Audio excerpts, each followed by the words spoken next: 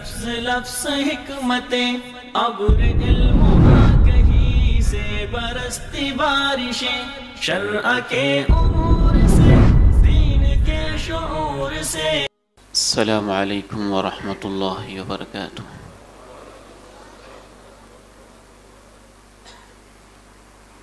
الحمد للہ نحمده ونستعینه ونستغفره ونعوذ باللہ من شرور انفسنا ومن سیئات اعمالنا۔ نعوذ باللہ من شرور انفسنا ومن سیئات اعمالنا۔ اشہد ان لا الہ الا اللہ وحدہ لا شریک لہ واشہد ان محمدا عبدہ ورسولہ صلی اللہ علیہ وعلى آلہ وصحبہ وسلم۔ اللہم صل علی محمد وعلى آل محمد كما صلیت علی ابراہیم وعلى آل ابراہیم انک حمید مجید۔ اللہم بارک علی محمد وعلى آل محمد كما بارکت علی ابراہیم وعلى آل إبراهيم إنك حميد مجيد۔ رب اشرح لي صدري ويسر لي أمري واحلل عقدة من لساني يفقه قولي۔ اللهم طهر قلبي من النفاق وعملي من الرياء ولساني من الكذب وعيني من الخيانة فإنك تعلم خائنة الأعين وما تخفي الصدور۔ أما بعد فإن خير الحديث كتاب الله وخير الهدي هدي محمد صلى الله عليه وعلى آله وصحبه وسلم، وشر الأمور محدثاتها وكل محدثة بدعة۔ أعوذ بالله السميع العليم من الشیطان الرجیم من همزه ونفخه ونفثه ولا تقربوا الزنا إنه كان فاحشة وساء سبيلا۔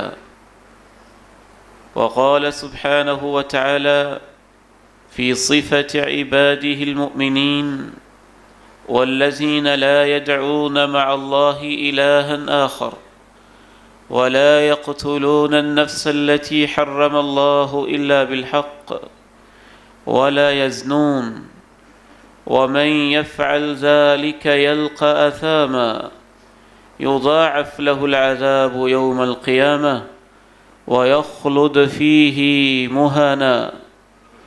وقال سبحانه وتعالى والذين هم لفروجهم حافظون إلا على أزواجهم أو ما ملكت أيمانهم فإنهم غير ملومين فمن ابتغى وراء ذلك فأولئك هم العادون۔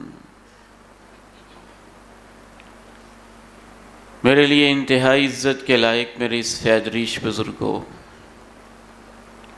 بہت ہی قابل احترام زندہ و پائندہ دل میرے نوجوان بھائیوں، بہت ہی قابل شفقت عزیزوں، بیٹوں اور نونہالوں، آج جس دور سے ہم گزر رہے ہیں اس میں اپنے دامن کو بچانا، پاک دامنی کو اختیار کرنا، حیا کی حفاظت کرنا، غیرت کو بچا کے رکھنا مشکل ہی نہیں، مشکل ترین بنا دیا گیا ہے۔ دوپٹے ہیں اور آنچل ہیں کہ سروں سے سرکے ہوئے، گریبان ہیں تو چاک کیے ہوئے، نیچے والا لباس ہے تو سکڑتا ہوا اور ٹخنوں سے اوپر اٹھتا ہوا، اخبارات ہیں تو برائی کی دعوت دیتے ہوئے، میڈیا چینلز اور سوشل میڈیا ہے تو فحاشی کے مناظر دکھاتا ہوا، اس ماحول میں اللہ کے پیارے نبی علیہ الصلاۃ والسلام کی وہ حدیث رہ رہ کے یاد آتی ہے۔ آپ نے ارشاد فرمایا والذی نفسی بیدہ، مجھے اس ذات کی قسم ہے جس کے ہاتھ میں میری جان ہے، لا تفنا هذه الامہ، یہ امت اس وقت تک فنا نہیں ہوگی حتی یمر رجل بامرأہ، حتیٰ کہ اس امت کا یہ حال ہو جائے گا کہ ایک آدمی ایک عورت کے پاس سے گزرے گا، فیفترشها علی الطریق، سرعام چوک میں، چوراہے میں، روڈ کے اوپر ہی اس کے ساتھ برائی کے اندر مصروف ہو جائے گا، وَيَكُونُ خَيْرُهُمْ يَوْمَئِذٍ، اور جب میری امت کا یہ حال ہو جائے گا تو اس میں سے بہترین انسان اسے سمجھا جائے گا جو ان دونوں سے اتنا کہہ دے لَوْ تَسَتَّرْتُمَا وَرَاءَ هَذَا الْجِدَارِ، اگر تم نے یہ برائی کرنی ہی تھی تو دیوار کی اوٹ کے اندر برائی کر لیتے۔ یہ اس وقت ہوگا جب بالکل شریر لوگ باقی رہ جائیں گے، بدترین لوگ باقی رہ جائیں گے، اور ایسے ہی لوگوں کے اوپر پھر آخرت کی چنگھاڑ آئے گی اور قیامت قائم ہو جائے گی۔ آج کی ہماری ملاقات کا عنوان ہے زنا کے قریب مت جاؤ۔ یہ ایسا سلگتا ہوا موضوع اور برننگ ایشو ہے کہ کم از کم اس کے اوپر 2 خطبات جمعہ ہونے چاہیے۔ آج کے اس خطبہ جمعۃ المبارک میں ہم صرف چند ایک بنیادی باتوں کا جائزہ لیں گے کہ دین اسلام میں زنا کی حرمت، یہودیوں کے ہاں زنا کی حرمت، عیسائیوں کے ہاں زنا کی حرمت۔ زنا ایک ایسا بدترین فعل ہے، باقی جب بھی برائیوں کا اللہ نے تذکرہ کیا، کہا یہ برائی نہ کرو، جب زنا کی باری آئی رب تعالیٰ نے کہا وَلَا تَقْرَبُوا الزِّنَا، زنا کے قریب بھی نہ جاؤ، إِنَّهُ كَانَ فَاحِشًا، یہ ہمیشہ ہی سے ایک برائی اور بے حیائی سمجھا جاتا رہا ہے، وَسَاءَ سَبِيلًا، اور یہ برا راستہ ہے۔ دین اسلام تو بڑا پاکیزہ عفیف دین ہے، نفیس دین ہے، شرم و حیا کا پیکر دین ہے۔ دین اسلام سے پہلے بھی کوئی ایسا دین نہیں ہے جس میں اللہ رب العزت نے زنا کی حرمت کو بیان نہ کیا ہو۔ یہ حضرت موسیٰ علیہ السلام ہیں، رب کے کلیم ہیں، وَكَلَّمَ اللَّهُ مُوسَى تَكْلِيمًا، اللہ ان سے محو کلام ہوتے ہیں، باتیں کرتے ہیں، اور خاص خاص باتوں کے لیے ان کو کوہ طور پہ بلا لیتے ہیں۔ کوہ طور پہ وادی سینا میں رب تعالیٰ سے ہم کلامیوں سے محظوظ ہوتے ہیں۔ صرف سمجھانے کے لیے کہتا ہوں، جیسے کسی انسان کے ہاتھ میں موبائل ہو اور اس موبائل کے ذریعے بہت دور کسی سے باتوں کے اندر محو ہو، کوئی اس طرح کی صورتحال ہوگی کہ جناب موسیٰ علیہ السلام کوہ طور پہ ہیں، وہاں پہ ایک درخت ہے، مبارک وادی ہے، مبارک ٹکڑا ہے، اس درخت کے اندر سے نور کے شعلے فروزاں ہوتے ہیں، روشن اور منور ہوتے ہیں، وہاں سے اللہ رب العزت کے کلام کی آواز پڑتی ہے، سنائی دیتی ہے۔ جناب موسیٰ اس انداز سے رب تعالیٰ سے باتیں کر رہے ہیں۔ 10 باتیں خصوصی طور پہ اللہ کوہ طور پہ اپنے پیغمبر موسیٰ سے کہتے ہیں کہ اے میرے موسیٰ، جب تم مجھ سے باتیں کر کے واپس جاؤ تو اپنی قوم کو خصوصی طور پہ یہ 10 باتیں کہنی ہیں، جن کو 10 کمانڈمنٹس کہا جاتا ہے، احکام 10 بھی کہا جاتا ہے، الوصایا العشرہ بھی کہا جاتا ہے۔ وہ قرآن میں بھی موجود، تورات میں بھی موجود، سنت و حدیث کے اندر بھی موجود ان 10 باتوں میں سے ابتدائی طور پہ اللہ جناب موسیٰ علیہ السلام سے کہتے ہیں، موسیٰ اپنی قوم کے پاس جاؤ تو ان سے کہنا ہے شرک نہیں کرنا، خون نہیں بہانا، زنا نہیں کرنا، تہمت نہیں لگانی، پڑوسی کی بیوی کی طرف لالچ کی نگاہوں سے نہیں دیکھنا۔ گویا 10 باتوں میں سے ابتدائی 5 باتیں اور 5 باتوں میں سے 2 کا تعلق زنا کے ساتھ، بلکہ 3 کا تعلق زنا کے ساتھ اور زنا کے متعلقات کے ساتھ ہے۔ شرک نہیں کرنا، قتل نہیں کرنا، زنا نہیں کرنا، تہمت نہیں لگانی۔ گویا عفت ایسی چیز ہے، عصمت ایسی چیز ہے، زنا کرنا بھی نہیں، کسی پر زنا کی تہمت لگانی بھی نہیں۔ اور پھر کہا جا رہا ہے اپنے ہمسائے کی بیوی کو لالچ کی نگاہوں، بری نگاہوں کے ساتھ دیکھنا بھی نہیں۔ کوہ طور کا موقع ہے، خاص ہم کلامیاں ہیں، موسیٰ کلیم ہیں، مقدس وادی ہے، رب کے احکام ہیں، اور خصوصی طور پہ کہا جاتا ہے اے میرے موسیٰ اپنی قوم کو بتانا زنا نہیں کرنا ہے۔ پھر اسی پہ بس نہیں، وہی احکام عشرہ جو اللہ نے اورلی کہے تھے ایک شجرہ مبارک درخت کے اندر سے کہے تھے، ٹیلی فونیکلی جیسے آج کل ہم بات کر رہے ہیں، اس انداز سے درخت کے اندر سے آواز آ رہی ہے۔ اللہ جانتے ہیں اس کی حقیقت کیسی تھی، کس انداز میں باتیں ہوتی تھیں۔ حضرت موسیٰ علیہ السلام کیسے ہنس اٹھاتے تھے، لطف اندوز ہوتے تھے۔ جناب موسیٰ کی کیفیت کیا ہوتی ہوگی، اسی پہ بس نہیں، وہی باتیں اللہ پھر ایک تختی پہ لکھ کے دیتے ہیں، الواح پہ لکھ کے دیتے ہیں۔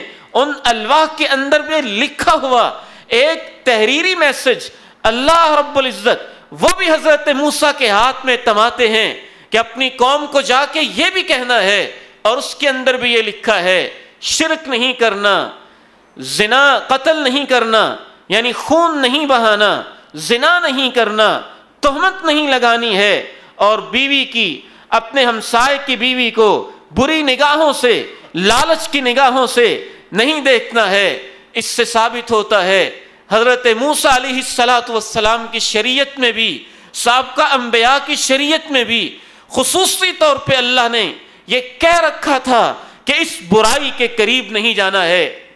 افسوس ہوتا ہے آج امریکہ، یورپ، کینیڈا، برطانیہ اور پوری دنیا کے ان یہودیوں پہ، ظالموں پہ، احمقوں پہ، چینل چلانے والوں پہ جو اپنے آپ کو یہودی بھی کہتے ہیں، بنی اسرائیل بھی کہتے ہیں، حضرت موسیٰ کے متبعین بھی کہتے ہیں، اور پھر بھی نہ صرف کہ اس برائی کو کرتے ہیں بلکہ اس برائی کا دفاع کرتے ہیں، اس کے لیے فلسفے گھڑتے ہیں۔ اسی پہ بس نہیں، حضرت موسیٰ علیہ السلام کی شریعت میں بھی زنا کی سزا اللہ نے یہی رکھی تھی کہ اس بندے کو سرے بازار، چوک چراہے میں سب کے سامنے جو عزت کا لٹیرا ہے پتھر مار مار کے تباہ کر دیا جائے، اسے زندہ رہنے کا حق نہیں ہے۔ اور اللہ کے فضل و کرم سے یہ جو سزا تھی تورات کے اندر اللہ نے باقاعدہ لکھوائی، اللہ کے پیغمبر کے دور تک تورات کے اندر لکھی ہوئی تھی۔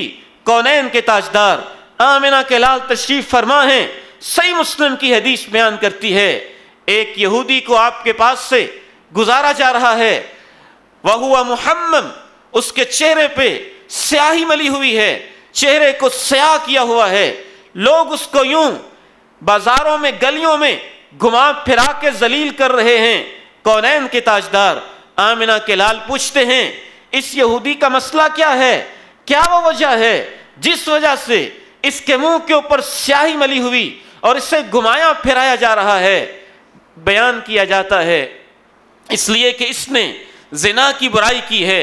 کونین کے تاجدار آمنہ کے لال علیہ السلام کہتے ہیں کسی یہودی عالم کو ڈھونڈو اور اسے میرے پاس لے کے آؤ۔ ایک یہودی ربی کو، ان کے حبر اور عالم کو ڈھونڈا جاتا ہے، تلاش کر کے سامنے بٹھایا جاتا ہے۔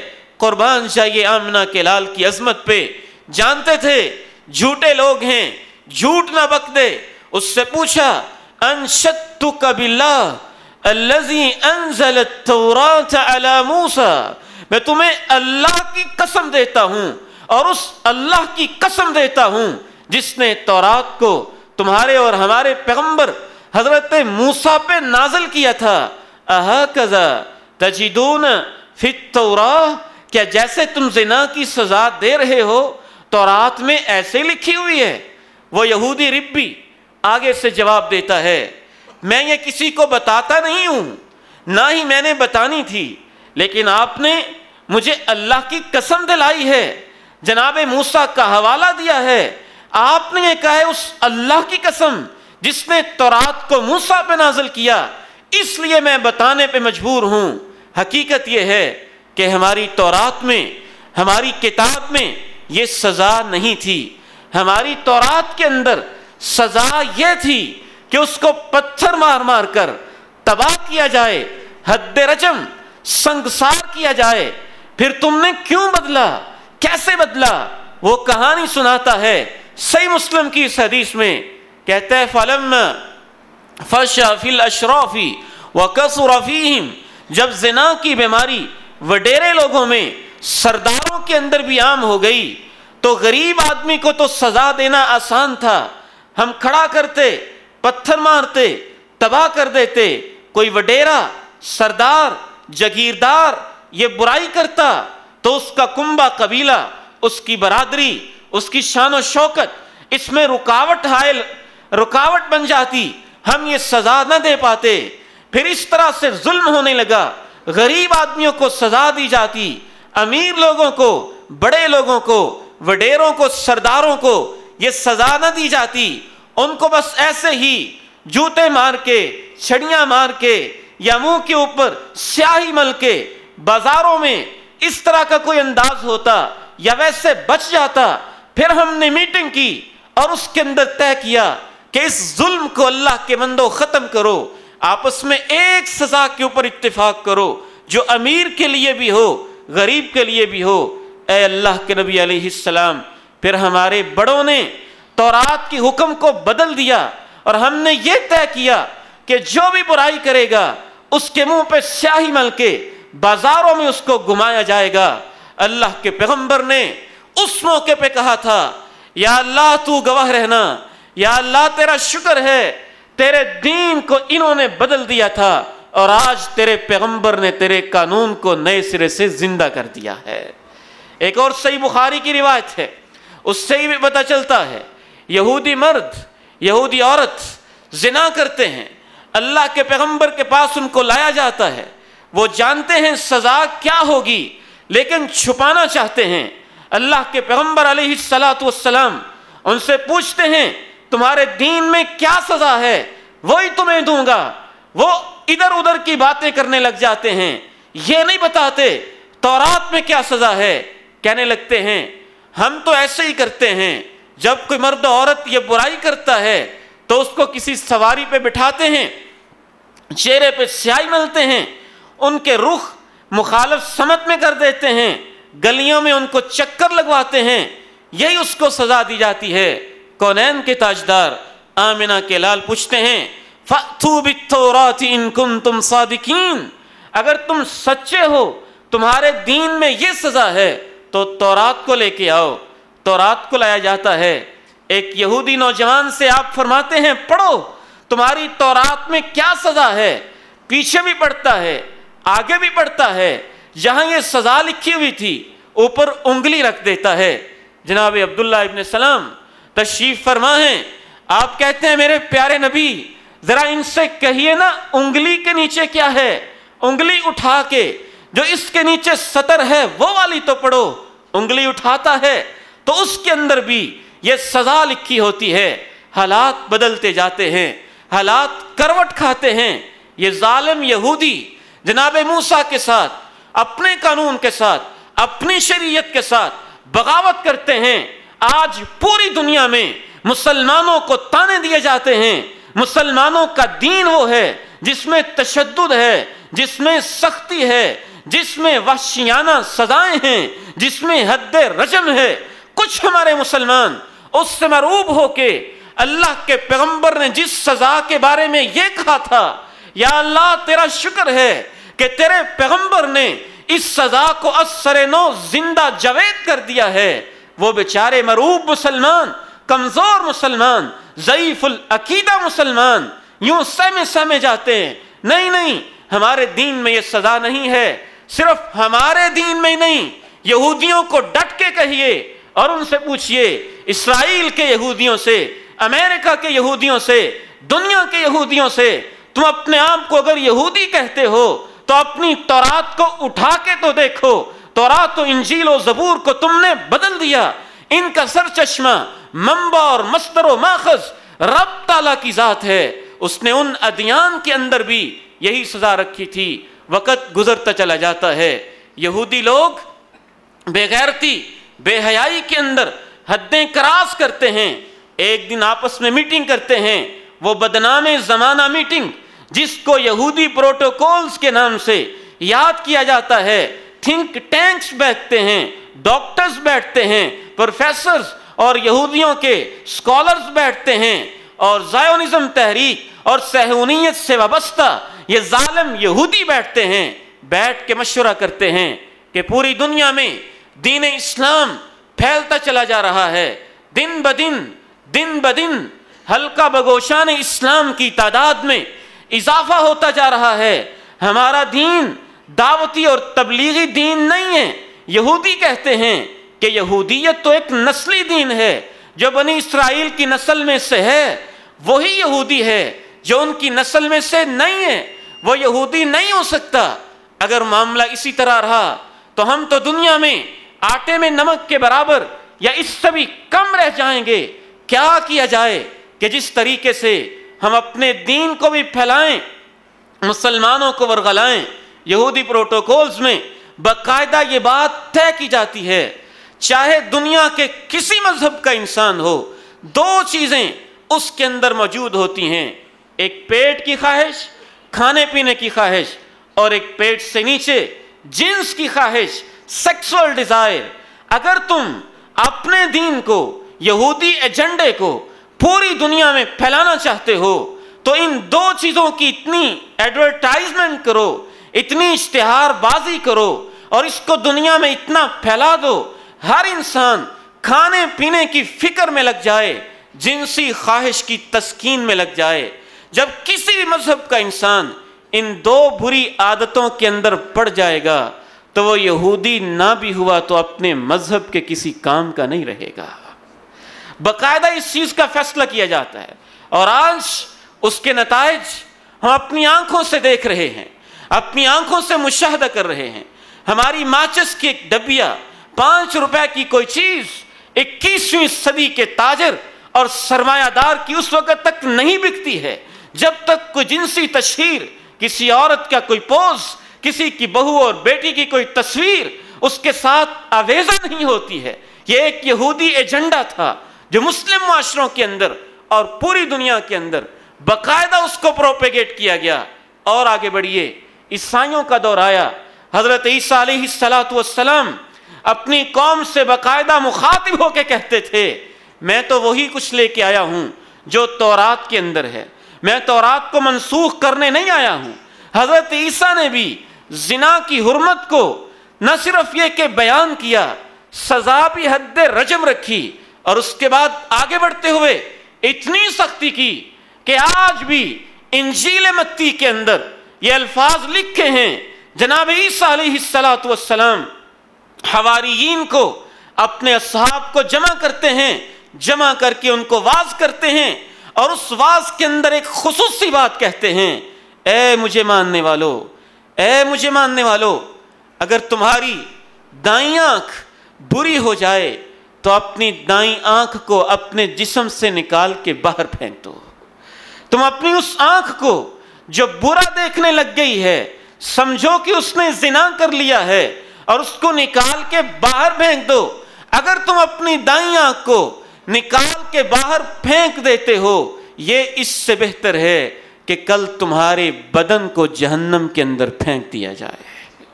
یہ آج بھی انجیل میں لکھا ہوا ہے، لیکن وہ بدتینت عیسائی، وہ بھی حضرت عیسیٰ علیہ السلام کی تعلیمات پہ عمل پیرا نہ رہ سکے اور انہوں نے ایک گندی اور ننگی برہنہ تہذیب کو، غلیظ تہذیب کو، حیا باختہ تہذیب کو، حیا سوز تہذیب کو، انسانیت شکن تہذیب کو، ایک عجیب و غریب تہذیب، اور جس کو تہذیب کہنا بھی شاید لفظ تہذیب کی توہین ہے، اسے دنیا کے اندر متعارف کروایا، جو کہ آج پوری دنیا کے اندر ہمیں دکھائی دیتی ہے۔ اس کے بعد اور آگے بڑھتے ہیں، کونین کے تاجدار، آمنہ کے لال، مکہ کے در یتیم حضرت محمد کریم صلی اللہ علیہ وسلم، آپ کا دور آتا ہے۔ زنا ایک ایسی برائی ہے میرے محترم بھائیوں اور بزرگوں، میرے عزیزوں اور بیٹوں، میرے نوجوانوں اور امت کے حیا سے تعلق رکھنے والی امت کے نوجوانوں، زنا تو ایک ایسی بدترین قسم کی فحاشی ہے جسے دور جاہلیت کے اندر بھی سلیم الفطرت انسان پسند نہیں کرتے تھے، جس کو دین نہیں ملا، نہ موسیٰ کا دین پہنچا، نہ عیسیٰ کا دین پہنچا، اگر اس کی فطرت ٹھیک ہے، اگر اس کے ماحول نے اس کی فطرت کے اوپر پردے نہیں ڈالے ہیں، اگر اس کے ماحول نے، اگر اس کی تعلیم نے، اگر اس کے دور کے کلچر نے اس کے دل کو اندر سے سیاہ اور تاریک نہیں کیا ہے، تو ہر انسان فطری طور پر اس برائی سے یوں گھن کھاتا ہے کہ میں حیران رہ جاتا ہوں۔ جب لوگ مسلمان نہیں ہوئے تھے، عرب کے وہ لوگ جو جاہل تھے، گنوار تھے، بدو تھے، شرابی تھے، مختلف برائیوں کے عادی تھے، چور تھے، ڈکیت تھے، ہم یہ سمجھتے ہیں کہ شاید وہ زانی بھی تھے، لیکن یاد رکھیے عرب کلچر کے اندر، عرب معاشرے کے اندر زنا کرنا لونڈی اور غلام طبقے کا کام ہوتا تھا، نچلے طبقے کا، ذلیل طبقے کا کام ہوتا تھا۔ جب عرب لوگ دین اسلام سے واقف نہیں تھے، اس وقت بھی ان کے معزز گھرانے اس برائی کو برا سمجھتے تھے۔ اس کی دلیل صحیح بخاری کی وہ حدیث ہے جس میں ہماری ماں حضرت عائشہ رضی اللہ تعالی عنہا واقعہ افک کو بیان کرتی ہیں۔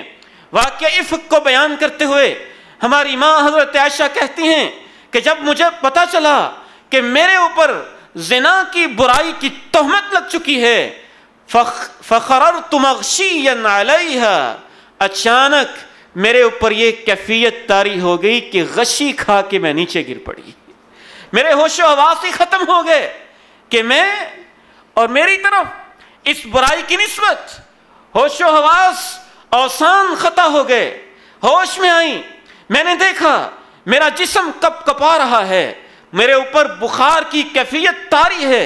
صحیح بخاری کی روایات میں یہ ساری باتیں بیان ہوئی ہیں۔ میری ماں ام رومان نے مجھے دیکھا، اس نے میرے کپڑے اٹھائے، دیکھا میری بیٹی کپ کپا رہی ہے، میرے اوپر کپڑے ڈالے، میرے جسم پہ پھر بھی کپ کپی طاری۔ چوتھی بات، میری ماں نے پھر گھر کے سارے کپڑے اٹھائے، سارے کپڑے اٹھا کے میرے اوپر دے دیے، میری کپ کپی پھر بھی طاری۔ پانچویں بات، رات آئی، سیاہیاں پھیلیں، تاریکیاں چھائیں، لوگ سو گئے، مَتَّحَلْتُ بِنَوْمٍ، ساری رات میری نیند میری آنکھ کے قریب تک نہ آئی۔ چھٹی بات، ساری رات میں روتی رہی، فَبَكَيْتُ تِلْكَ اللَّيْلَ حَتَّى أَصْبَحْتُ لَا يَرْقَعُ لِي دَمْعٌ، میرے آنسو رکتے ہی نہیں تھے، یوں آنکھوں سے آنسو کے قطرے جاری رہے یہاں تک کہ صبح ہو گئی۔ آٹھویں بات، ہماری ماں حضرت عائشہ کہتی ہیں صبح بھی میرے آنسو نہ رکے، یہاں تک کہ شام ہو گئی، پھر بھی میرے آنسو نہ رکے، یہاں تک کہ اگلی رات آ گئی۔ صحیح بخاری ہی میں ہماری ماں بیان کرتی ہیں بکیت لیلتین و یوما، 2 راتیں اور 1 دن میری آنکھوں سے مسلسل آنسو بہتے رہے۔ نویں اور آخری بات، ہماری ماں حضرت عائشہ کہتی ہیں حتی ظننت ان ذلک فالق کبدی، میرے دل کے اوپر ایسے نشتر چل رہے تھے، تیر چل رہے تھے، مجھے لگتا تھا کہ میرا دل ٹکڑے ٹکڑے ہو جائے گا، کہ میں اور میرے بارے میں یہ بات کہہ دی گئی۔ 10ویں بات، ہماری ماں حضرت عائشہ بیان کرتی ہیں میرے ہچکی بن گئی، میری آواز اونچی ہو گئی، ام رومان کو پہنچی، ماں نے دلاسے دیے، میرے باپ جناب صدیق کو پتا چلا، انہوں نے پوچھا ام رومان بیٹی عائشہ کو کیا ہو گیا ہے؟ میری ماں نے بتایا اسے یہ پتہ چل گیا ہے کہ اس کے اوپر زنا کی تہمت لگی ہے. جناب صدیق جو پہاڑوں جیسی مصیبتوں کا مقابلہ کر لیتے تھے، اپنی بیٹی پہ اس تہمت کو برداشت نہ کر سکے، وہ بھی رونے لگ گئے. اس وقت جناب صدیق نے کہا تھا، صحیح بخاری کے الفاظ ہیں، واللہ ما قیل لنا هذا فی الجاہلیہ فکیف اذ اعزنا اللہ بالاسلام.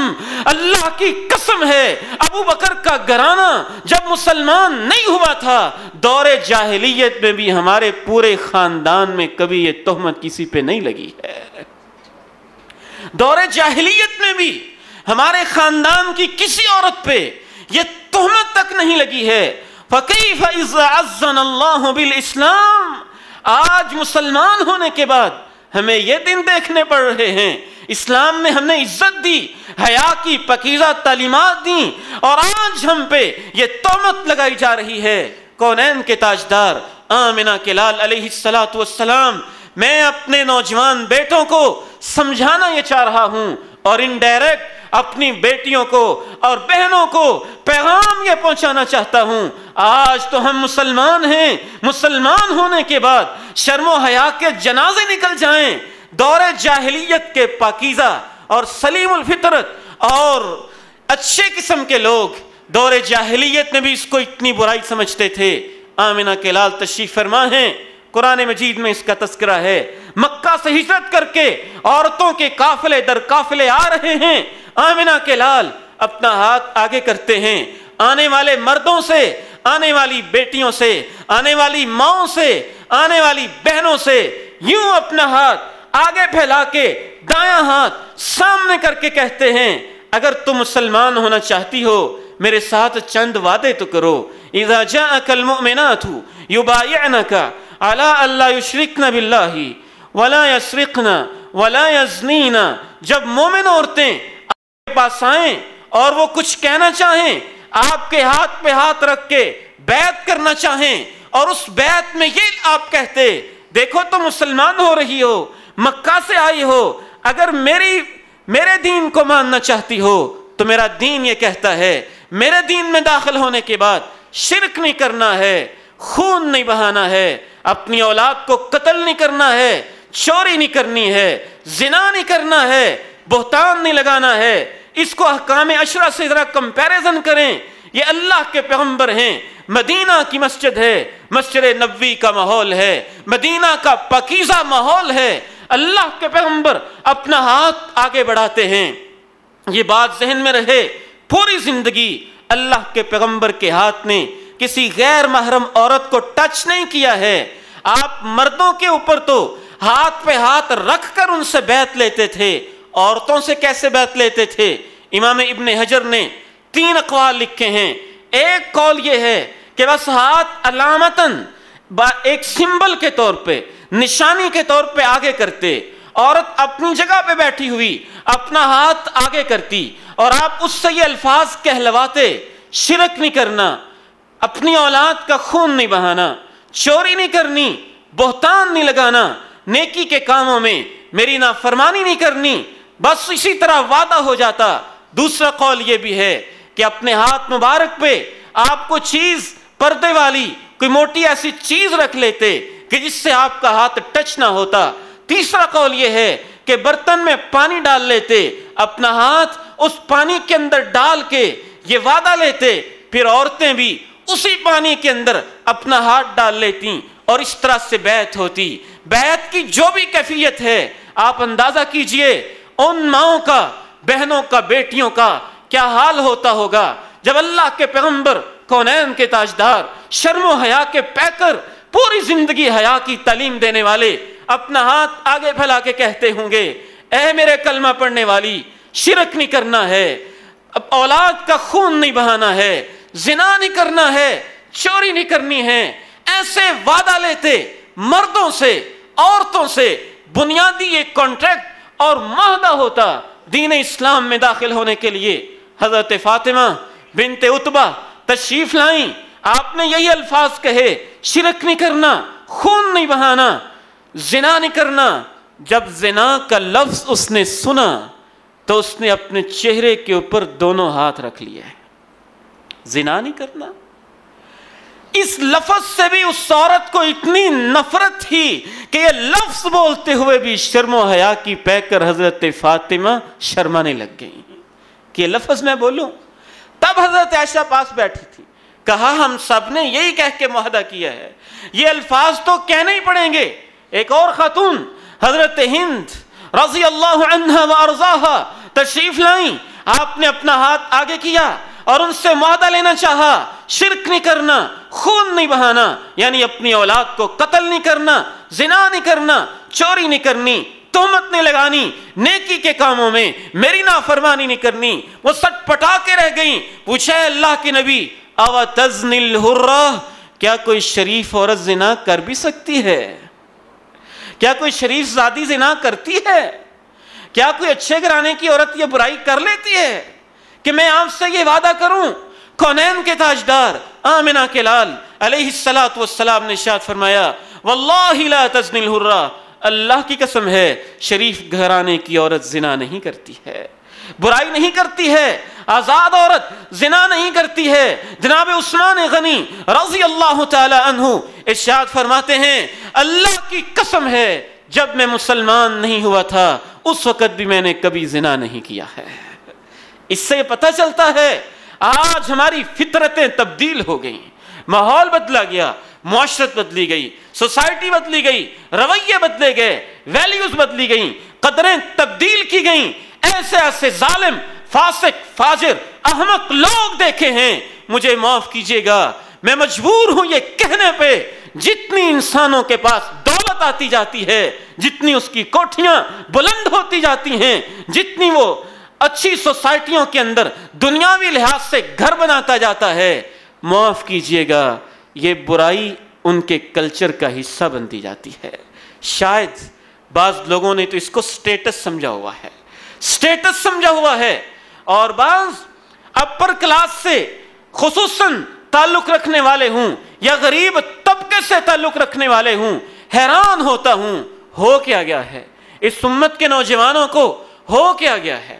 وہ غریب بیٹیاں جو مزدوریاں کرنے کے لیے گاؤں میں دیہاتوں میں گھروں سے باہر نکلتی ہیں, ان کو پوچھا جائے, ان کی داستانیں سنی جائیں تو وہ روتی روتی کہتی ہیں ہماری عزتیں محفوظ نہیں ہیں. پوچھ سوسائٹیز کے اندر دیکھا جائے تو یہاں یہ کلچر ہے, یونیورسٹیوں میں دیکھا جائے تو وہاں وہ کلچر ہے, کالجز میں دیکھا جائے تو وہاں وہ کلچر ہے, حتیٰ کہ چھوٹی چھوٹی سطح کے, اب تو معاف کیجیے گا تیسری, چوتھی, پانچویں کلاس کے بچے بھی اس برائی سے محفوظ نہیں رہے ہیں. حالات ایسے ہو گئے, تبدیلیاں ایسی ہو گئیں, معاشرت ایسی ہو گئی, یلغار ایسی ہو گئی, میڈیا کا امت کے اوپر حملہ ایسے ہو گیا. تو میں یہ عرض کر رہا تھا کہ پاک دامن رہنا, اپنے آپ کو پاک دامن رکھنا دور جاہلیت کے اندر بھی ایک بہت بڑی اور عظیم خوبی سمجھا جاتا تھا. اگر اب بھی سمجھ نہیں آئی ہے تو سابقہ دور کے اس واقعے کو پڑھ کے تو دیکھیں. آج تو لوگوں نے یہ سمجھا ہوا ہے کہ مرد کی عزت شاید عزت ہی نہیں ہوتی ہے, عورت کی عزت ہی عزت ہوتی ہے. عورت کی عزت ہاں زیادہ سینسیٹیو ضرور ہوتی ہے, اس کے اور طرح کے مسائل ہوتے ہیں, لیکن مرد اگر یہ برائی کر لے تو ڈر لگتا ہے کہ اس کی عزت اللہ کی نگاہوں سے گر جاتی ہے. وہ کام کا بندہ نہیں رہتا, وہ کام کا بندہ نہیں رہتا, وہ دین کی خدمت کرنے والا اور اللہ کے پیغمبر شرم و حیا کے پیکر جو اللہ کے پیغمبر ہیں, ان کے دین کی خدمات کے حوالے سے وہ انسان ضعیف, قابل رد ہو جاتا ہے. یاد رکھیے گا یہ حضرت یوسف علیہ الصلوۃ والسلام ہیں, ملکہ ہے, وقت کی بادشاہ ہے, پورا حسن ہے اور پوری کی پوری زیب و زینت ہے. وغلقت الابواب وقالت ہیت لک, برائی کی دعوت دیتی ہے. جناب یوسف ایک ہی جواب دیتے ہیں, مجھے اپنے اللہ سے ڈر لگتا ہے, مجھے اپنے رب سے ڈر لگتا ہے, مجھے اپنے رب سے ڈر لگتا ہے. کونین کے تاجدار آمنہ کے لال علیہ السلام شرم و حیا کے کتنے پیکر ہیں. ہماری امت کے اندر تو شرم و حیا, پاکیزگی, عفت اور طہارت کے وہ واقعات ہیں کہ انسان حیران رہ جاتا ہے. اللہ کے پیغمبر خصوصی طور پر اللہ سے دعا کرتے ہیں, اللہم انی اسألک الہدی والتقی والعفاف والغنی، یا اللہ میں تیرا پیغمبر تجھ سے 4 چیزیں مانگتا ہوں، مجھے تقوی دے دے، مجھے تقوی دے دے، مجھے پاک دامن بنا دے، مجھے پاک دامنی نصیب فرما دے، مجھے دولت مندی، دل کی دولت، دل کا غنا یہ نصیب فرما دے۔ اے اللہ میں تجھ سے ہدایت مانگتا ہوں۔ 4 چیزیں ملی ہوئی ہیں، پیغمبر کو مانگنے کی ضرورت تک نہیں ہے، لیکن پھر بھی رب سے دعا کر رہے ہیں۔ کبھی اللہ سے یہ دعا کرتے ہیں اللہم انی اعوذ بک من شر سمعی ومن شر بصری ومن شر لسانی ومن شر منی، یا اللہ میں اپنی آنکھ کی برائی سے، اپنے کان کی برائی سے، اپنی زبان کی برائی سے، اپنی شرمگاہ کی برائی سے، یا اللہ میں تیری حفاظت میں آتا ہوں، میں تیری حفاظت میں آتا ہوں۔ کبھی ایک صحابی جلیل آپ کے سامنے آ کے کہتا ہے مجھے زنا کی اجازت دے دیں، اس نوجوان کو آپ قریب بٹھا کے سمجھاتے ہیں، اپنی ماں کے لیے، اپنی خالہ کے لیے، اپنی بہن کے لیے، اپنی بیٹی پھپھو کے لیے پسند کرتے ہو؟ کہتے ہیں نہیں۔ آپ فرماتے ہیں لوگ بھی پسند نہیں کرتے، پھر اس کو دعا دیتے ہیں اللہم طہر قلبہ وحصن فرجہ، اے اللہ میرے اس بیٹے کی شرمگاہ کو پاکیزہ کر دے، یا اللہ اس کی دل کو ہدایت نصیب فرما دے۔ راوی بیان کرتا ہے پوری زندگی جب تک وہ نوجوان زندہ رہا نگاہ اٹھا کے کسی کی عزت کی طرف دیکھا بھی نہیں کرتا تھا۔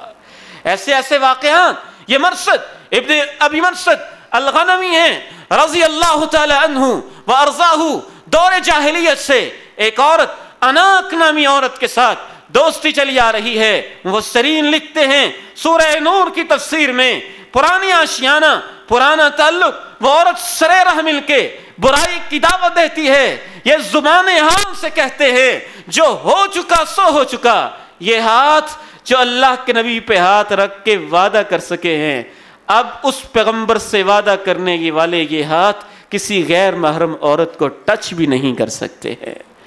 اے میرے نوجوان بیٹو، اے میرے بھائیوں، اے میرے بزرگوں، میں آپ سے پوچھنا چاہتا ہوں، میں آپ سے پوچھنا چاہتا ہوں، کل قیامت کے دن اللہ کی عدالت میں جب عزتوں کا سوال ہوگا، میں نے موسیٰ کو بھیجا اور تمہیں سمجھایا یہ کام نہیں کرنا، میں نے عیسیٰ کو بھیجا تمہیں سمجھایا یہ کام نہیں کرنا، میں نے تمہاری فطرت میں غیرت نامی ایک چیز رکھی اور تمہیں سمجھایا یہ کام نہیں کرنا، میں نے اپنے آخری پیغمبر کو بھیجا اور تمہیں سمجھایا اس برائی کے قریب نہیں جانا۔ جناب عبید ابن عمیر، یہ ایک تابعی ہیں، بطل جلیل ہیں، امت کے ہیرو ہیں، تشریف فرما ہیں۔ ایک مرد عورت کا آپس میں گفتگو چل رہی ہے، میاں بیوی ہیں، گھر میں بیٹھے ہوئے ہیں، بیٹھے بیٹھے بیوی کہتی ہے اللہ نے تجھے کتنی حسین و جمیل بیوی دی ہے، جو مجھے مرد دیکھ لے میرے اوپر فریفتہ ہو سکتا ہے، جسے میں چاہوں گمراہ کر سکتی ہوں۔ اور اس کا خاوند اس کو کہتا ہے نہیں ایسے نہ کہو، تم جتنی بھی حسین و جمیل ہو، کچھ اللہ کے نیک بندے اللہ سے اتنا ڈرتے ہیں تم انہیں گمراہ نہیں کر سکتی ہو۔ اچھا کون ہے؟ عبید ابن عمیر، وہ عالم دین، تم اسے گمراہ کر کے دکھاؤ۔ اس کے لیے جائز نہیں تھا کہ اس سے یہ کہتا، عورت کے لیے جائز نہیں تھا کہ وہ ایسے کرتی، نہ اس سے ثابت ہوتا ہے۔ ایک نصیحت کے طور پر صرف آپ سے اس واقعے کو شیئر کرتا ہوں۔ امام ابن الجوزی صرف لکھتے ہیں کہ وہ چلی جاتی ہے بن سمر کے، مسئلہ پوچھنا ہے، جی کیا پوچھنا ہے، کونے میں پوچھنا ہے، پرائیویسی ہے، علیحدہ ہو کے پوچھنا چاہتی ہوں، علیحدگی میں لے جاتی ہے، نقاب اتار کے، حسن و جمال کی رعنائیاں سامنے نقاب کشائی کر کے سامنے رکھ دیتی ہے، امتحان شروع ہو جاتا ہے۔ جناب عبید ابن عمیر کہتے ہیں میں بھی تم سے کچھ باتیں پوچھنا چاہتا ہوں، کاش آج کا یہ سبق سیکھ کے جائیے گا۔ میں اور آپ اگر عبید ابن عمیر کی ان باتوں پہ عمل کر لیں تو اللہ ہمیں اس برائی سے محفوظ فرما لے گا۔ اس عورت سے پوچھتے ہیں میں آپ سے پوچھنا چاہتا ہوں، مجھے بھی مرنا ہے، تجھے بھی مرنا ہے، ایک دن موت آئے گی، چارپائی پہ ہم لیٹے ہوں گے، ماں بیٹھی ہوگی، باپ بیٹھا ہوگا، لوگ بیٹھے ہوں گے، روتے ہوں گے، آنکھوں میں آنسو ہوں گے، ملک الموت اپنی شکل و صورت کے ساتھ روح نکالنے کے لیے آئے گا۔ اگر اس وقت میرا اور تیرا آمنا سامنا ہو جائے، کیا موت کی کیفیت میں مجھے برائی کی دعوت دینا پسند کرو گی؟ کہتی نہیں۔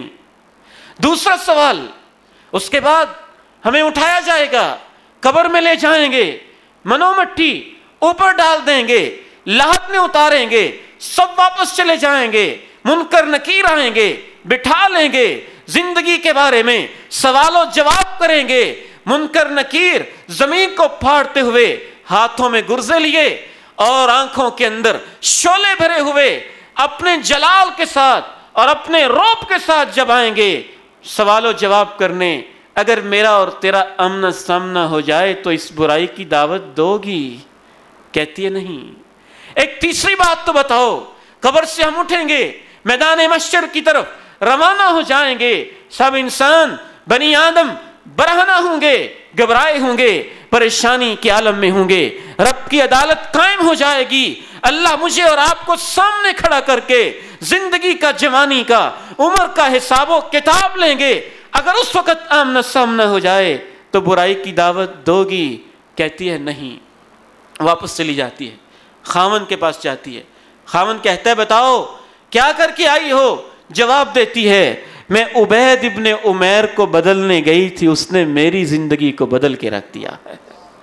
اس کے بعد اس کا شوہر کہتا تھا رحم اللہ عبید، اے عبید ابن عمیر اللہ تیرے اوپر رحم کرے، افسدت علی امراتی، لیکن تو نے میری عورت کو خراب کر کے رکھ دیا ہے۔ جب سے تو نے اس سے یہ باتیں کی ہیں، اس سے پہلے ہماری ہر شب عروسی ہوتی تھی، جب سے یہ تجھ سے ملاقات کر کے آئی ہے یہ تو قبر اور موت کو یاد کر کے روتی ہی رہتی ہے۔ یہ ایک اور نوجوان ہیں، حیا والے ہیں، عفت والے ہیں، پاک دامنی والے ہیں، ان کا نام سلیمان ابن یسار، عطا ابن یسار، دونوں بھائی ہیں، سفر کر رہے ہیں، ایک جگہ پہ پڑاؤ کرتے ہیں، خیمہ زن ہوتے ہیں، سب لوگ اپنے اپنی ضرورت کے لیے خیمے سے باہر نکل جاتے ہیں۔ یہ اللہ کا بندہ اپنے خیمے میں بیٹھا رہ جاتا ہے، ایک عورت آتی ہے، دوشیزہ آتی ہے، حسن دکھاتی ہے، برائی کی دعوت دیتی ہے۔ یہ کیسے پاکیزہ لوگ تھے، اس کی بات کو سن کے آنکھوں میں آنسو آ جاتے ہیں، رونا شروع کر دیتے ہیں، اس قدر ہچکی باندھ کے روتے ہیں، اتنا مسلسل روتے ہیں۔ اسی اثناء میں چھوٹا بھائی پاس آتا ہے، سلیمان ابن یسار آتا ہے، وہ بھی رونے لگ جاتا ہے، اور لوگ جمع ہو جاتے ہیں، وہ بھی رونے لگ جاتی ہیں۔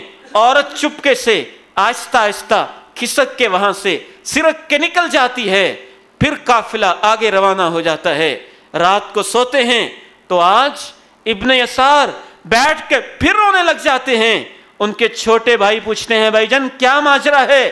خیمے میں اکیلے تھے، اس وقت بھی آپ روئے تھے، میں نے نہیں پوچھا تھا وجہ کیا ہے، لیکن اب بتاؤ کہ اب سوئے ہو اور اب بھی روتے روتے یوں اٹھ کے بیٹھ گئے ہو، ہچکی ہے کہ تھمتی نہیں ہے، آنسو ہیں کہ رکتے نہیں ہیں، رونے کی وجہ کیا ہے؟